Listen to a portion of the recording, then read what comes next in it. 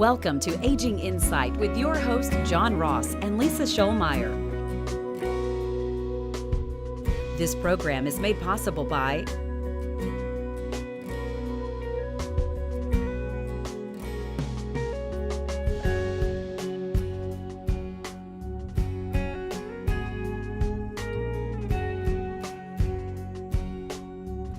Welcome to another episode of Aging Insight. I'm John Ross here with Lisa Schollmeyer, and we are elder law attorneys right here in the Arklatex, bringing you this program every week so that we can give you information that we feel like is necessary, just absolutely necessary, if you want to maintain your independence, if you want to stay out of a nursing home, if you want to avoid becoming a burden on your friends and family, and if you want to avoid going broke and learn how to protect your assets. And we know you can accomplish these goals as long as you've got the information to do so. And there's just so much information out there. Yeah, there really is. Because, really elder law we take little pieces. When people hear the word elder law, they might think wills, or they might think, okay, nursing home stuff. But they don't usually think family law. No, they usually don't think family law. When we deal with seniors and senior issues, they're usually not thinking along the lines of divorce or marriage. They may be thinking about, issues with kids or grandkids, but that's more drama and not necessarily law. But yet, seniors, they marry, they divorce, they lose spouses due to death, and move on with their lives. So, family law is a big piece of elder law. It is, and we're seeing a couple of different things that are shifting over time. One, you're starting to see a lot of people who actually stay single for a long time. It's not uncommon. I've got one of my best friends who's in his mid-40s and has never been married. He might be getting married soon. I don't think so. but right now he's single, and that's more and more common. We also have a divorce rate that's higher than it's just about ever been. It's actually that divorce rate's going down a little bit, which is good. But that still means a lot of people that have ex-spouses, maybe children from outside their current marriage, and we're also seeing people that are living longer and longer and longer. Mm-hmm.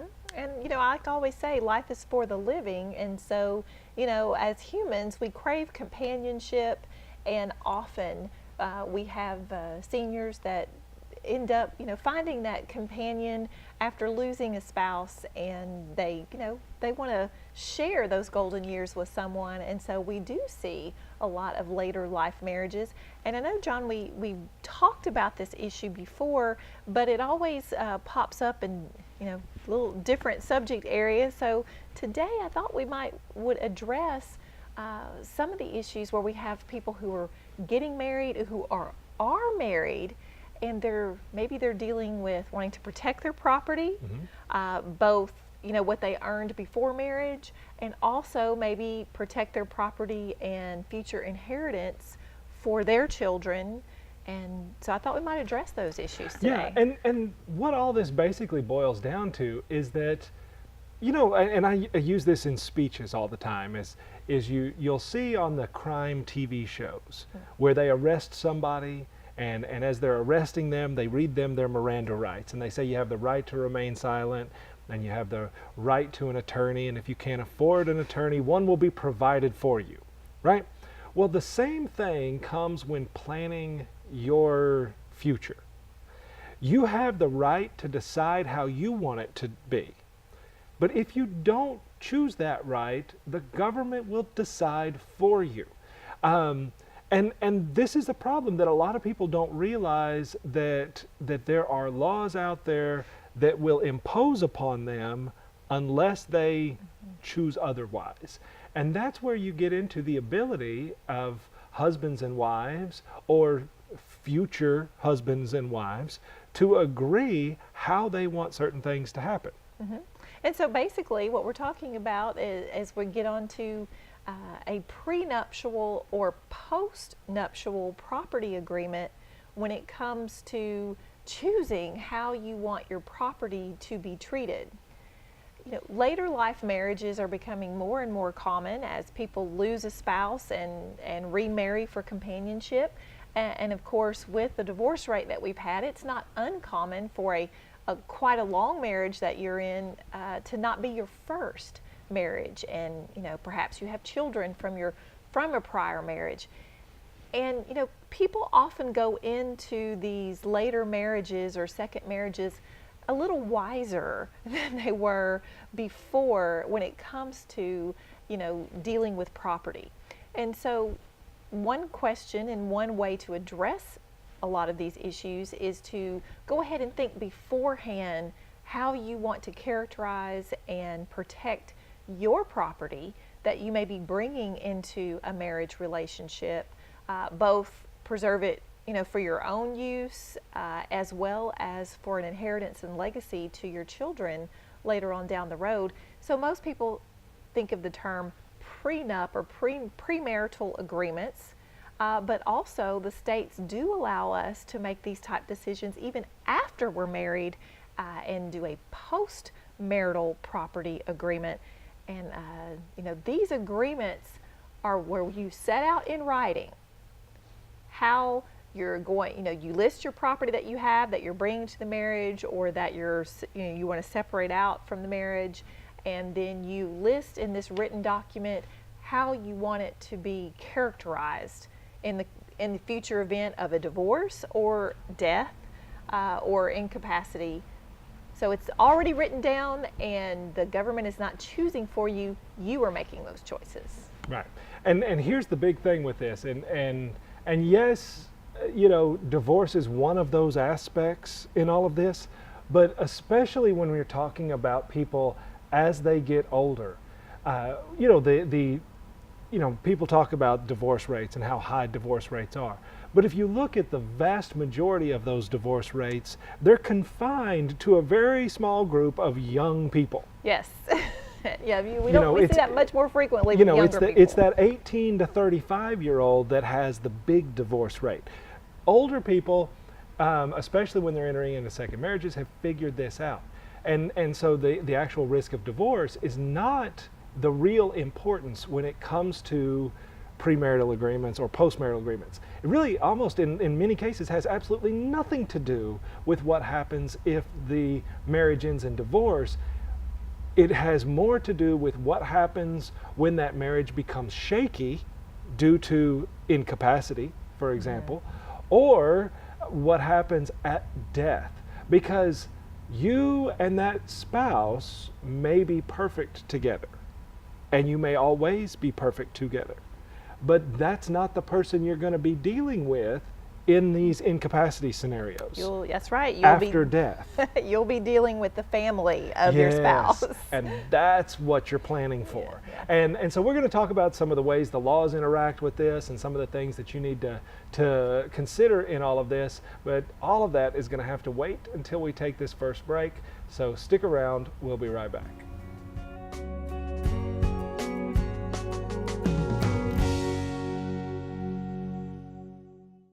Hi there, I'm Larry Sims. It's been my privilege for the past several years to be a volunteer board member of Hospice of Texarkana, and there I'm able to represent community members like you. We continually customize our end-of-life care to better meet the needs of our community. As an example, our medical director and nurse practitioner still make visits to homes and facilities. Call today to learn more about the help we can give your family. Hospice of Texarkana, the nonprofit hospice established in 1985 for the community, by the community. I'm so glad we found the Wadley Senior Clinic. Their team specializes in caring for older adults, and their doctors listen and work with me to keep me healthy and independent. With monthly educational programs, x-ray and lab, and state-of-the-art exam rooms, I get expert care and understanding about what I'm going through. Best yet, they're easy to get to right off the interstate at Jefferson. See what Wadley Senior Clinic could do for you. Wadley Senior Clinic, where healthy relationships begin.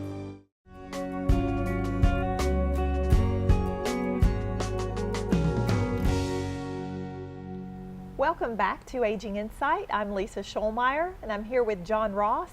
And today we are talking about premarital, postmarital property agreements, not because we're super worried about a divorce. Nope.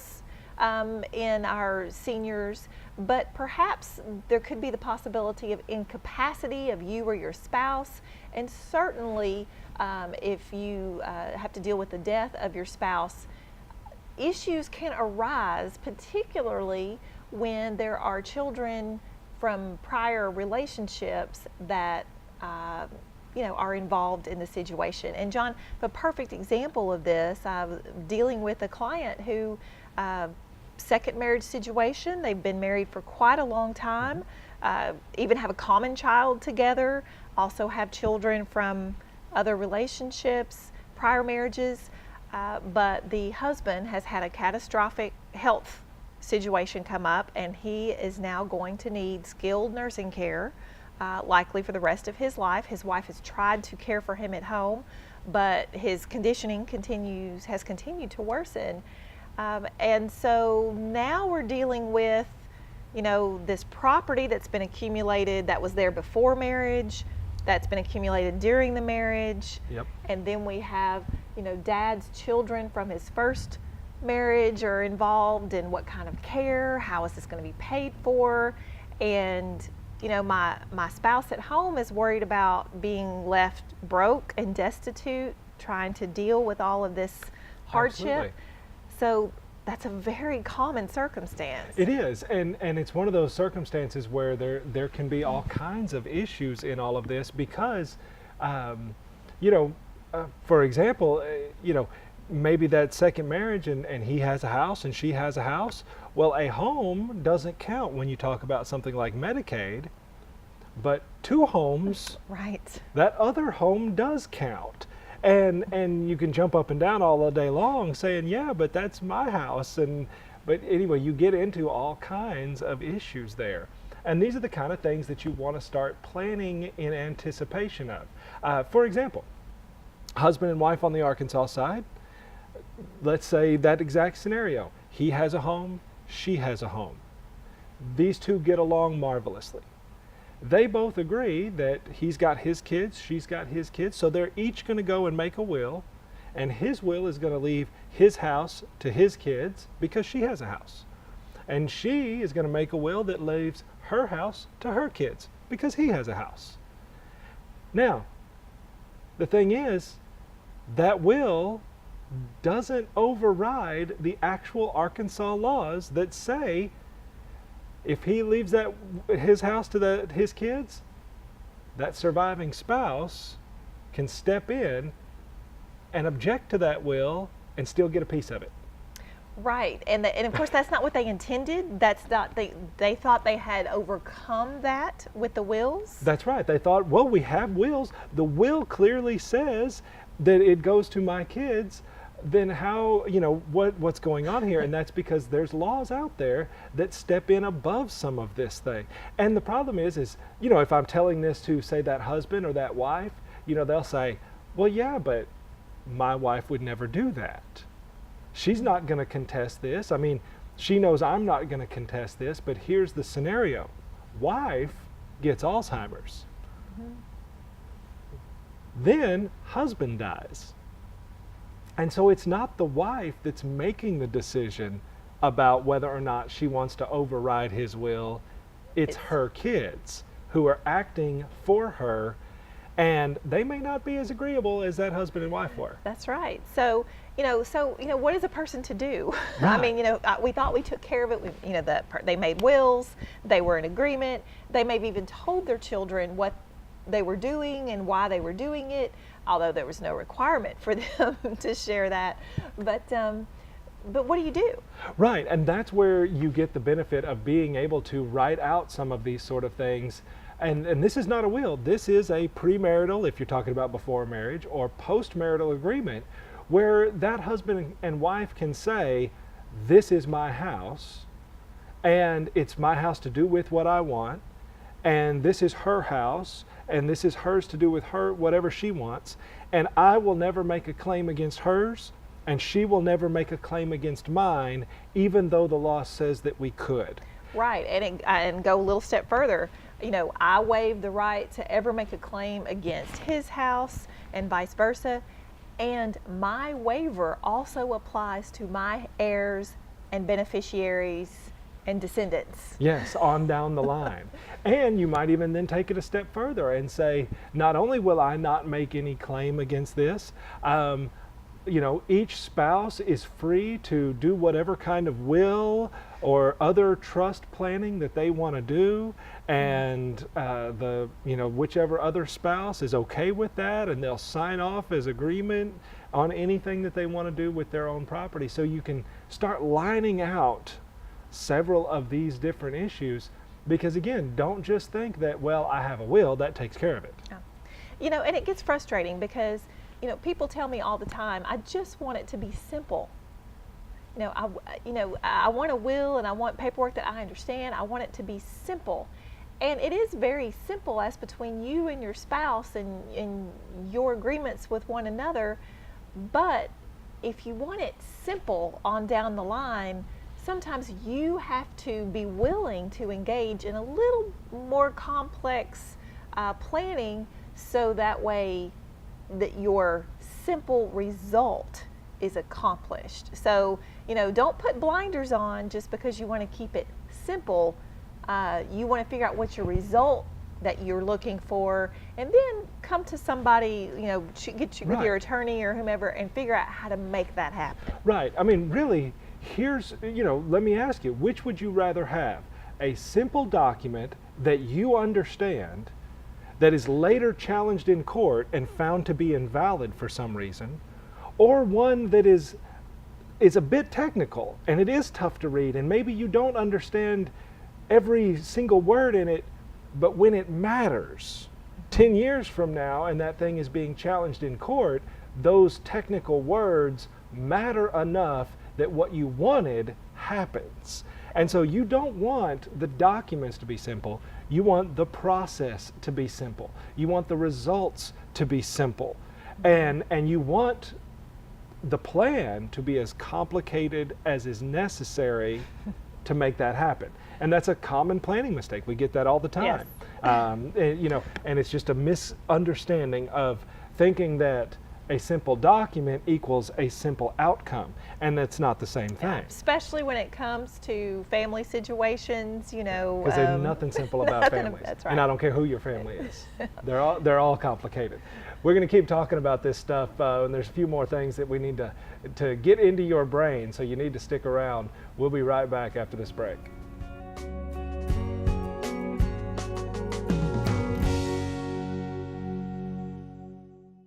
The Wadley Senior Clinic has been such a blessing for our family. Because they specialize in geriatric care, they take the time to really focus on Dad's needs. Their exam rooms are specially designed for seniors, and they offer lab and x-ray on site. With monthly educational programs on health and wellness of the mind and body, our healthcare questions get answered. Best of all, they accept Dad's Medicare benefits. See what the Wadley Senior Clinic can do for you. Wadley Senior Clinic, where healthy relationships begin.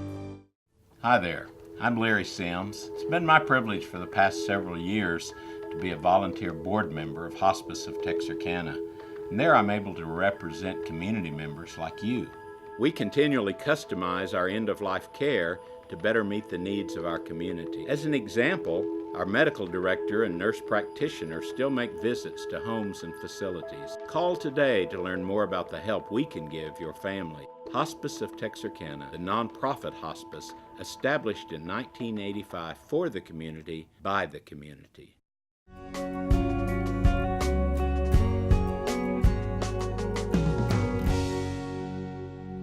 Welcome back to Aging Insight. I'm John Ross here with Lisa Scholmeyer, and today we are talking about marital agreements. And this can be done either before you're married or after you're married, but it's a way for a husband and wife to decide how they want their life and their assets to be handled and manipulated without having to worry about some obscure law out there stepping in and replacing their intentions. And we gave the kind of the classic example of, you have a will that says one thing, when in fact the law steps in and gives the spouse rights that override that will. Yep. And knowing that those sort of things are out there, or at least now you know that they're out there, then you know that if you want to avoid having the government, essentially, the legislators, tell you what your rights are, that you agree to those rights with your spouse as to what you want to happen and when. And don't think of it in terms of divorce, because this is not about divorce. No. This is about, and it's not about the husband and wife. This is about you dealing with that husband or wife's people. Their tribe. Their tribe. That's exactly right. Because they're going to be incapacitated or they're going to be deceased, and you're not going to be dealing with them. And so often it's that person that is the glue that was holding everything together. And when they become incapacitated or when they die, that glue just dissolves.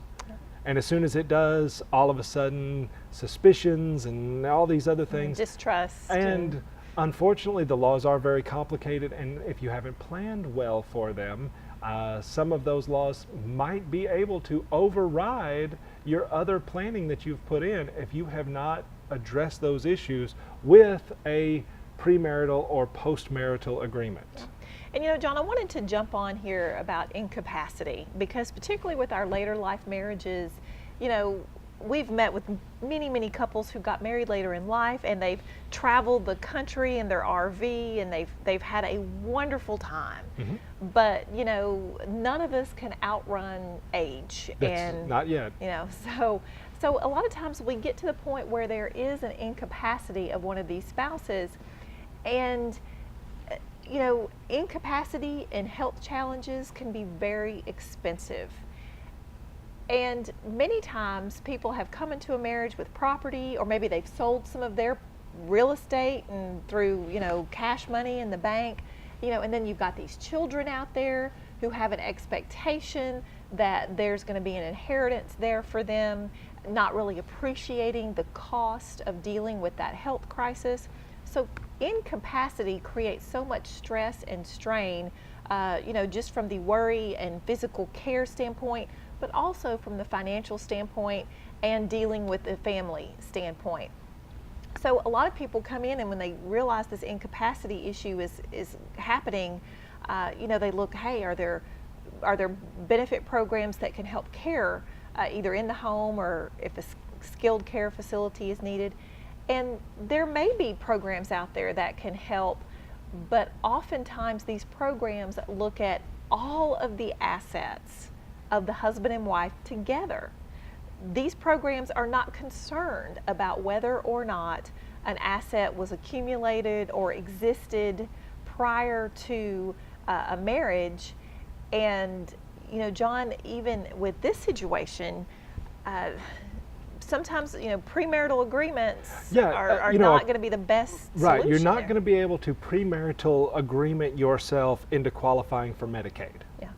I mean, that part is just not going to happen. But on that same note, for example, I had a late life marriage here recently where one of the spouses happened to be the wife, who had a significant amount of resources that she was bringing in, and land and farm and things like that. And her soon-to-be husband, he had his own assets, but not in the same amount, and he was a bit older. And so she was concerned, what if he needs some sort of long-term care in the future? How is that going to affect my assets? And we couldn't just do a prenup and say, well, these are yours and you'll never have to pay for him, because that Medicaid doesn't care about that. That's right. What we were able to do, though, was do that premarital agreement and say, these are your assets and he's not going to make any claim for them, and you're free to do your own estate planning. Mm-hmm. Then for her, we were able to create an asset protection trust that would shield those assets for her and her family. Right. And the premarital agreement said he doesn't have any interest in that trust and he won't make any claims against it. And so the combination of premarital agreement and estate planning does allow you to do some long-term care planning that not only will solve their problems if one of them needs nursing home care, but it will also solve some of these other issues related to passing assets at death and keeping stuff separate. But we couldn't have done one without the other, not in their circumstances. Yeah, so these later marriages certainly bring their own challenges, and there are tools out there that can be used to address them. But like so many of the topics we talk about on Aging Insight, it's one of those things you just have to take the bull by the horns and face it and do the planning and the research and get informed, before you jump in. That's right. You got to get out there. You got to get the information, which of course is why you're watching Aging Insight. Maybe that's also why you listen to our radio show, which we do every Saturday at noon, where you can actually call in and ask questions of us live right there on the radio. That's on 98.5 every Saturday at noon, and we're there answering questions. It's the reason we give out our Aging Insight magazine, where if you're sitting around in your doctor's office, or maybe you just pick one up and take it home with you, and you can read all about Medicaid and veterans benefits. But ultimately, all of this stuff is to give you some basic information.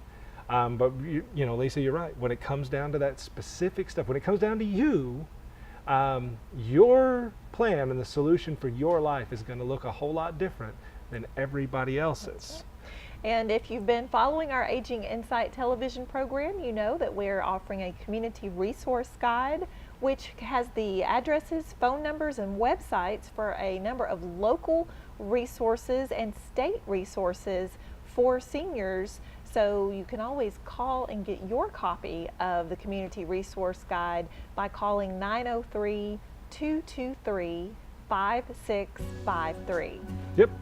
But main thing is, keep watching Aging Insight, because next week we'll have a brand new episode, and you can stick with us then, learn a little bit more about all of this stuff. So until next week, bye-bye. Bye-bye. Thank you for joining us for this week's Aging Insight program with John Ross and Lisa Scholmeyer. This program is made possible by